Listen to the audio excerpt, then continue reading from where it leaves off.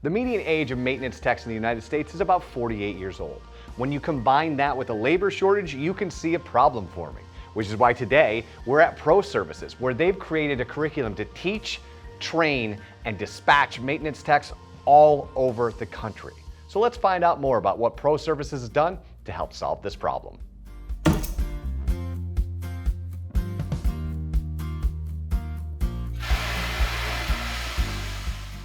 I always felt like whatever I was doing or looked at or a process or anything, immediately in my mind it would say like, well, there's a better way to do that.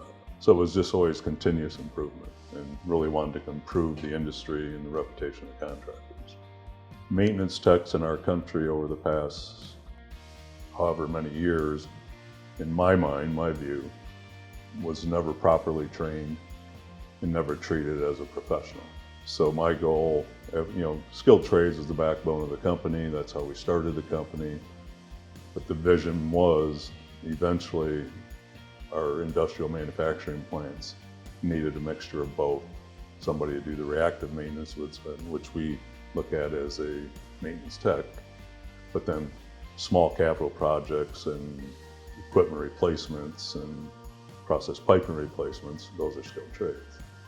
So the two just we started that, and we created our own curriculum to actually teach a maintenance technician to be as qualified in the maintenance technician world as a skilled trades guy was. So that's our end goal, and that's when we formed ProU. ProU is an application process. We take 6 to 12 students every 3 months. It's a 2-year program. When they leave the program, finish the program, they're equipped, they get a certification by the Department of Labor. So they go to school full-time for 3 months, 90 days, 40 hours a week. They get paid, or they get benefits while they're going to school. There's milestones they have to make to continue to stay in the class. Once they graduate, then their class is switched to online for the next year, 3/4. And then they graduate as a certified maintenance guy, maintenance technician. I'd always wanted to learn how to weld. I'd never welded before and found that fascinating. It was so much fun, just gluing pieces of metal together to make things. And then I'd never had a lot of experience with electrical. I understood putting wires together and whatnot, but learning relay logic and PLCs and a lot of the stuff that they taught me here was fascinating. That's the route I went with my continuing education post-apprenticeship, is to continue learning on that route, just because it's so fascinating and in such high demand within the industry.